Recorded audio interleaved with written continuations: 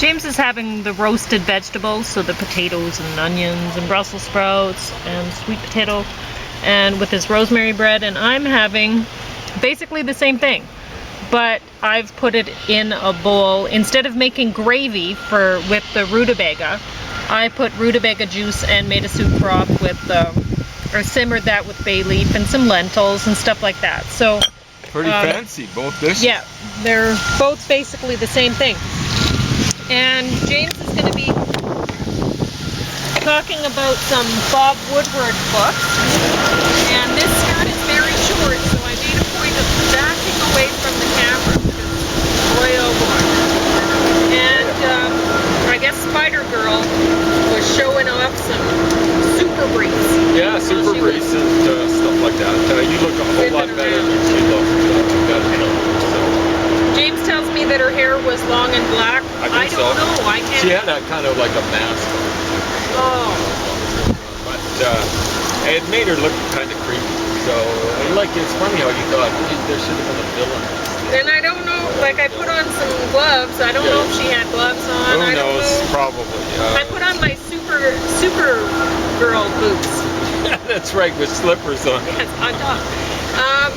With my moccasins. Moccasins. Yes. So we'll get to the. And this is my Supergirl cape. I don't know if Spider Girl had a cape, but I figured. What's the hay? Well, maybe that's what makes it look better. I'm not sure what it is. So, at any rate, let me see. 1, 2, 3, 4, 5, 6, 7, 8, 9, 10, something like that. And you returned the 11. And then I chucked in Proof of Collusion, which is my own book here, and stuff like that. So in the last, you brought I went through 11 Bob Woodward. So you even read the one that I'd read then? No, I didn't. But okay. I'd read it before, way back then. But I went through 11 books in 22 days, so that's one every other day of the Bob Woodward books. I'm going through all sorts of other stuff at the same time. But so. Here's the deal. You want to talk politics with me? Get the data, okay? Get the data. Look at all this stuff. There we go, getting ready for election time. And the deal is, this data is on top of what I already have kind of got under my belt or between my ears. So it's kind of almost getting ready to tip there. But the deal is, when I took the History of the United States, Part 2, that would be from 1900 on. Back in 2003, spring of, I did my presentation, and one kid came up, and he had no, reason to be buttering me up or anything like that. I wasn't handing out marks.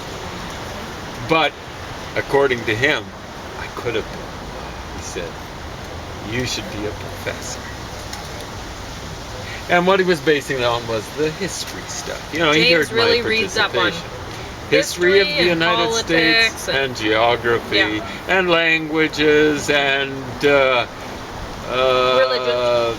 religions and mathematics and physics and because a lot of biology people like right to now. Believe that the people of the world, it's you're just a different color, but you all have similar belief systems. And they all are based on secularized Christianity. In other words, social democracy. Everyone's a social democrat. Oh, except for capitalists. And white, Anglo-Saxon, old guys. And, But everyone else, they're motivated, they've got good in their heart. They do horrible things because they've been brutalized by these horrible capitalists. What motivates the horrible capitalists? They haven't been brutalized. They're kind of must be evil in their genes because they're white, male, and old, and stuff like that. So yeah, the psychology there is kind of like weird. Wig hair again today. So the deal is, I take people as they come. If they are. Believe in democracy and freedom of speech and a few things like that. Yeah, I really like them. But if they believe in, especially not so much belief systems, but practice systems and stuff like that, belief practice systems, I've got a problem with them. And that includes capitalists, that includes fascists, it includes phalangists, it includes communists, includes anarchists, at least the direct action types, the ones that believe in violence and stuff like that. The other ones, I think, are a bunch of ditches. Like Marx had a term for them. What was it? Utopian socialists. But I hate dystopian socialists even worse. Those are communists. At any rate, like when it comes to math, do the math.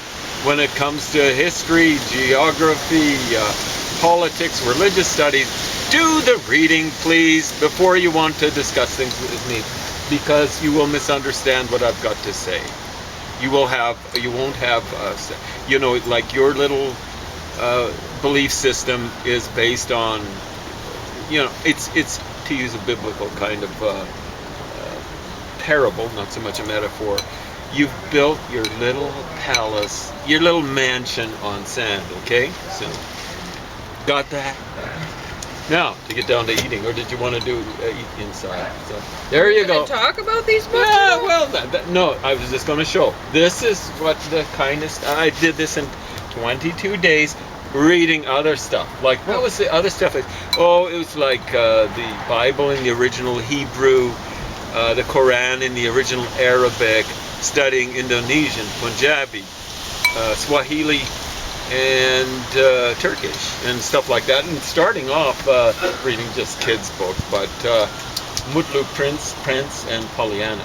So, okay. Happy Prince. There we go. But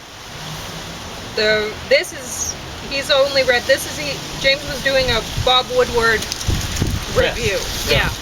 But normally he doesn't only read Bob Woodward. That should be pointed out, that he reads all sorts of things. Well, I mean, this is by a lawyer, about Trump and stuff like that. Yeah.